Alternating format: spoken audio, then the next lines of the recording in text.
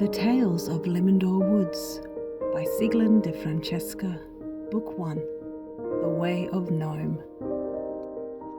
Chapter 2, Mossy.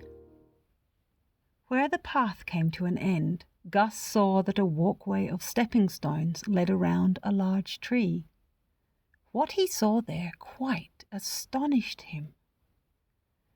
The first thing he noted was that the tree was a house, or rather, that a house was built right inside the base of the tree.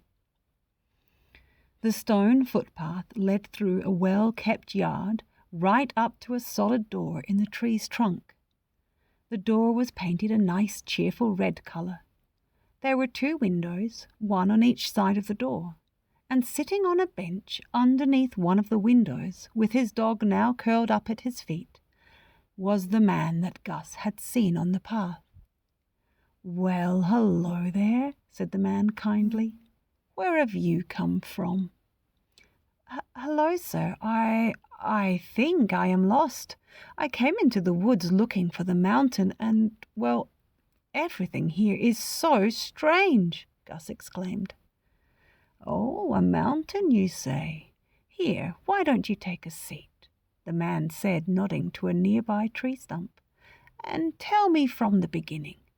By the way, my name is Mossy, and this is Mies," he said, pointing at his pet. "What is your name?"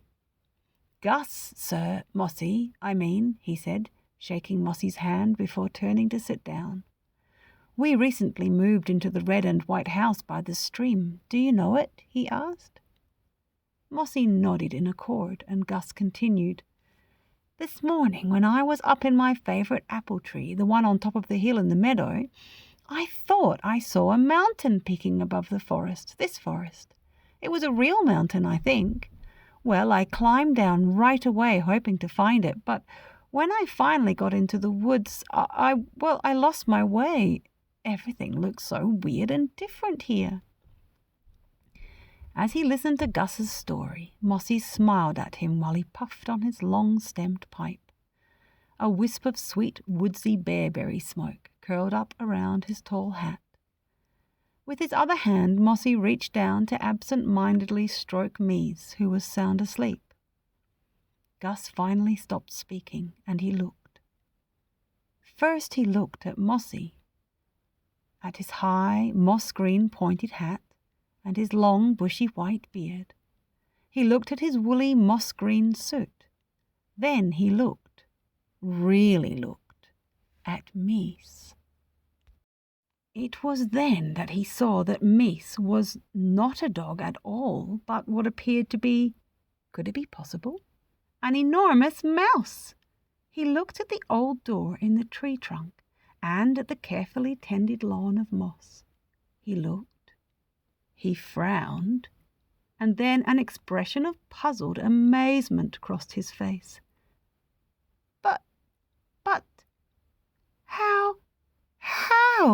Gus sputtered out, for he had come to the realization, one that you had probably already figured out, that somehow Mossy could be nothing other than a gnome, a real live gnome. Gus had heard of gnomes, but never thought he'd see one. But if Mossy was a gnome, why was he so big? Gnomes were supposed to be small. Then he looked at the size of the trees and the ferns, and at last he looked at his own hands. "If you, then but how?" he wondered out loud again. "How could I have become small? I am the same size as you, Mossy." Mossy shook his head as he smiled. "I'm not really sure that I know, Gus," he chuckled, as surprised as Gus was. "We have never ever had a tall one enter our woods before," he said. "Years ago, it seems, there was an enchantment laid around this wood's perimeter, cutting us off from the rest of the world. Well, that is, we can easily get through the boundary into your world, but no tall one has ever gotten into ours, so we have never seen what happens when a tall one does get through. Welcome to our home, Limindoor Woods." Mossy left Gus to sit for a while and think about things, while he got up and went into his house.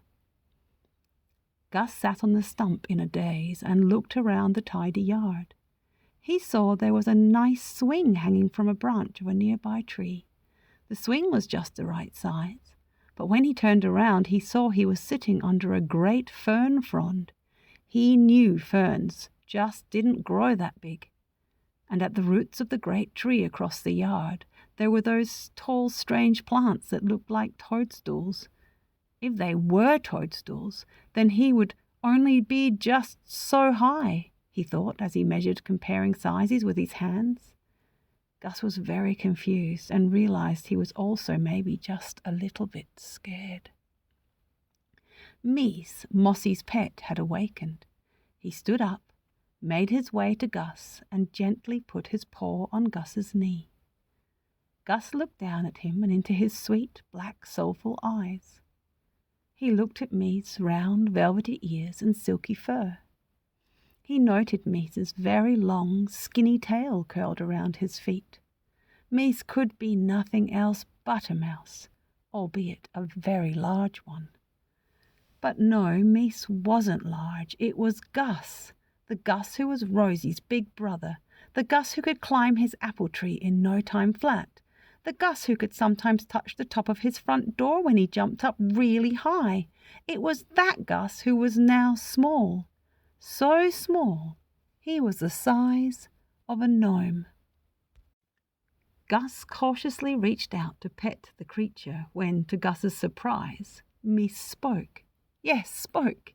It was only a whispery voice, for what else could one expect from a mouse? "Do not worry, Gus," he whispered. "Everything will be all right. You should stay and meet the gnomes of Limindoor Woods. They are really very nice, every one of them. And if you want to go home, I can show you where I go through the boundary, for I go through there from time to time to visit my cousins." Just then Mossy came out carrying a tray with 2 cups on it and a plate of what looked like some yummy cake. The cups appeared to be fashioned from acorn shells. "Mies, now don't bother the lad, he's had quite a surprise," Mossy said, putting the tray down on another stump that served as a handy table. "Come, Gus, come have some dewdrop tea and a piece of my good seed cake. There's some here for you too, Mies." The 3 of them enjoyed the refreshment in silence, though Gus ate very little. He was still a bit in shock. A slight breeze made the ferns wave gently overhead, carrying the rich, moist scents of the forest into the yard.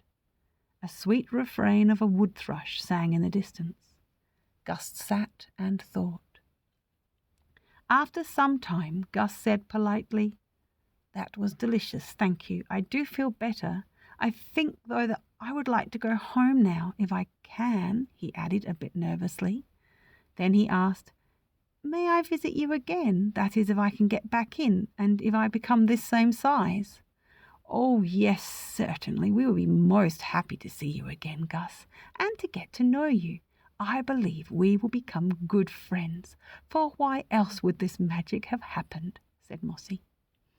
Gus shook Mossy's hand and said goodbye, then turned to Mies. "Would you show me how to get home now, please?" "Unquestionably," whispered Mies, who liked big words, "and I will show you how to return here to Mossy's house as well, for I too want you to come back." After Gus said goodbye, the 2 then left Mossy's yard and walked along the path for a while before turning off into the woods. Mies helpfully pointed out certain landmarks along the way. Soon the trees appeared to become smaller and closer together. The way became misty and shaded, and eventually Gus saw a low opening in the wall of a bramble ahead. He turned to Mies to thank him and saw that Mies had curiously shrunk in size, almost, but not quite, to the size of a proper field mouse. He said goodbye to Mies and made his way through the opening, out into the sunlit path that ran along the base of Apple Tree Hill. As he walked the path towards the gate behind his home, Gus was delighted to see that everything around him was just the right size, for a tall one, that is. So he must be back to the right size too. Later that night, at dinner, his parents asked if he had had a good day. "Oh, yes," he said, "I had a wonderful day, and I made some very special friends." Gus had decided that he wanted to think more about what had happened before he told his family about all of the day's adventures. May I go back to the woods again tomorrow, back to Limindoor Woods?" "Limindoor Woods? Is that what you call it? I like that. Yes, you may, of course, but only after you've done your chores," Papa replied, with a smile.